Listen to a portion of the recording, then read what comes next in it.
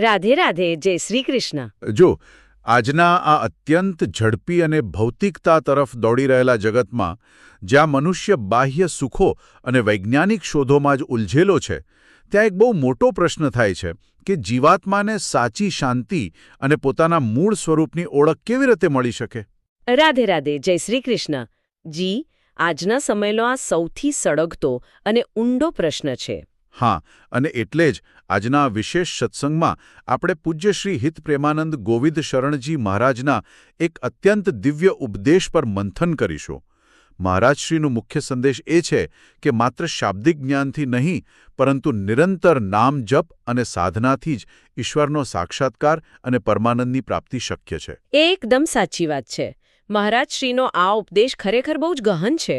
આપણે જો વેદોની વાત કરીએ ને તો તેમાં એક બહુ મોટું મહાવાક્ય છે કે તત્વમસી. અચ્છા, એટલે કે તું જ તે બ્રહ્મ છે, બરાબર ને? જી બિલકુલ.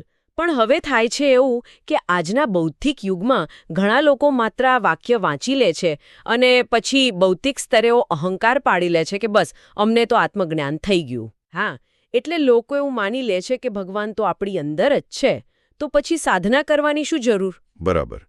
પણ માત્ર આ વાક્ય વાંચી લેવાથી કે શાસ્ત્રોની ચર્ચા કરવાથી કોઈને જ્ઞાન નથી થતું.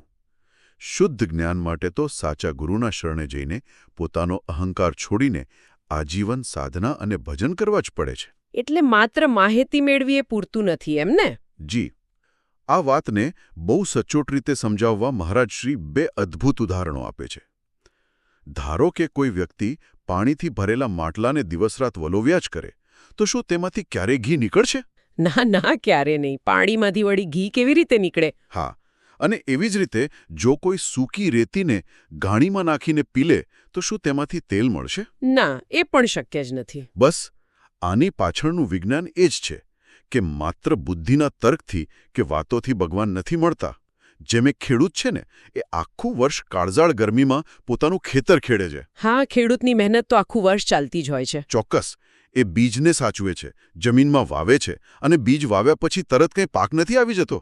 સાચી વાત છે. એના માટે તો મહિનાઓ સુધી ધીરજ રાખવી પડે. જી. એ ધીરજ રાખીને પાકનું રક્ષણ કરે છે, પાણી પાય છે.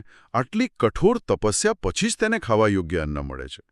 તો તેવી જ રીતે સાધકે પણ પોતાનું સમગ્ર જીવન ભગવાનના ચરણોમાં સમર્પિત કરી નિરંતર સાધના કરવી જ પડે છે. અરે વાહ! આ સાંભળીને તો ઈશ્વર પ્રત્યે અતૂટ સમર્પણની ભાવના જાગી જાય છે. ખેડૂતનું આ ઉદાહરણ ખરેખર બહુ સચોટ છે. અને જુઓ, આ જ વાતને જો આપણે આજના સમય સાથે જોડીએ તો વિજ્ઞાન વિરુદ્ધ અધ્યાત્વ વિશેનો મહારાજશ્રીનો દૃષ્ટિકોણ પણ સાંભળવા જેવો છે. હાજી, એ દૃષ્ટિકોણ ખરેખર આપણી આંખો ખોલી નાખે તેવો છે. એટલે કે ભૌતિક વિજ્ઞાન છે ને, તે માત્ર પંચમહાભૂત એટલે કે શરીરના ઢાંચા સુધી જ મર્યાદિત છે. ભલે વિજ્ઞાન આજે હાડકાનો એક્સરે કાઢી શકે, પણ તે મન, બુદ્ધિ કે અહંકારનો એક્સરે કાઢી શકતું નથી. બિલકુલ સાચી વાત છે. જ્યાં વિજ્ઞાનની સીમાઓ પૂરી થાય છે ને, બસ ત્યાંથી જ અધ્યાત્મની શરૂઆત થાય છે. હા, અને અહીં મને સ્ત્રોતમાં આપેલ પેલો ઈસરોના વૈજ્ઞાનિકનો પ્રસંગ યાદ આવે છે. હા, એ પ્રસંગ તો બહુ જ અદ્ભુત છે. એટલે ઈસરોના એક વૈજ્ઞાનિકે મહારાજશ્રી સમક્ષ બહુ નમ્રતાથી સ્વીકાર્યું હતું કે વિજ્ઞાન પાસે એવી કોઈ જ ગોળી નથી જે મનની ચંચળતા, રાગ, દ્વેષ કે ક્રોધને શાંત કરી શકે.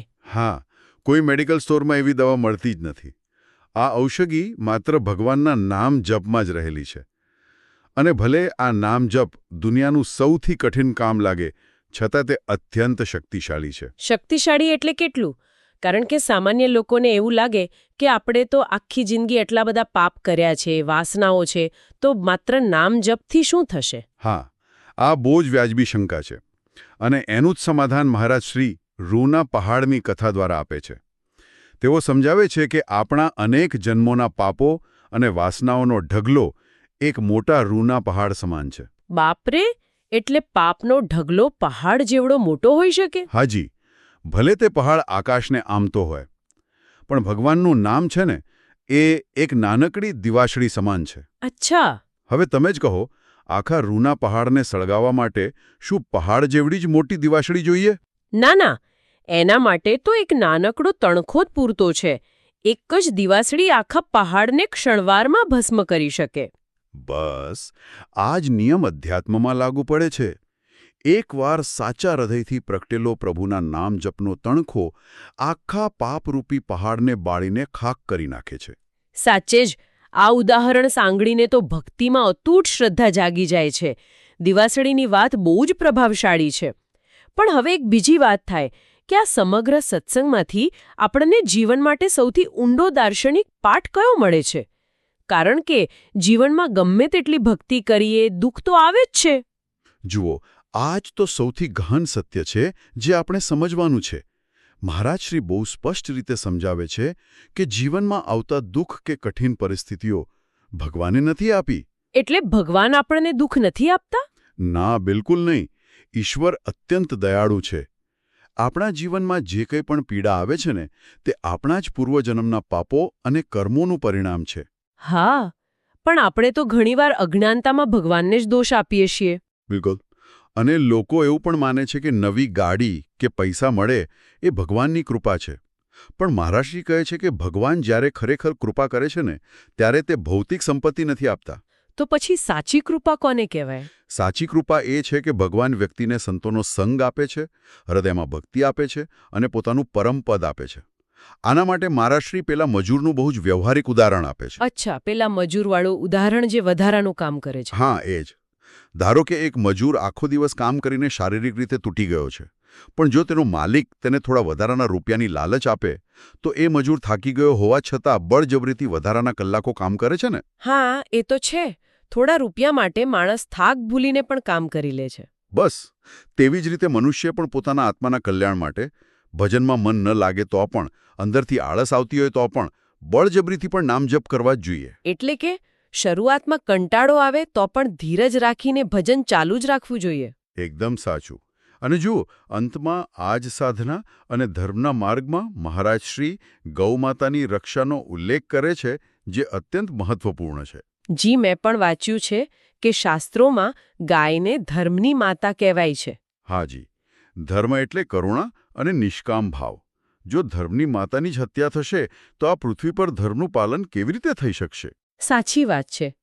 ગૌ સેવા વિના તો કરુણા જ ન જાગે. બિલકુલ. આ સમગ્ર સમજણ અને નિષ્કામ ગૌસેવા મનુષ્યના દેહાભિમાનને નષ્ટ કરે છે, તેના મનને સંસારના મોહ અને માયાના કાદવમાંથી બહાર કાઢી પરમાત્માના પરમાનંદ સુધી લઈ જાય છે. આ જ ગંભીરતાથી આપણે આપણા જીવનમાં ઉતારવાનું છે. ભગવાનમાં પૂર્ણ શરણાગતિ, નિષ્કામ ભાવે ગૌસેવા અને શ્વાસે શ્વાસે લેવાતું પ્રભુનું નિરંતર નામ જપ એ જ જીવાત્માને ભવસાગર પાર કરાવનારી અને પરમાનંદની પ્રાપ્તિ કરાવનારી સર્વોચ્ચ ઔષધિ છે.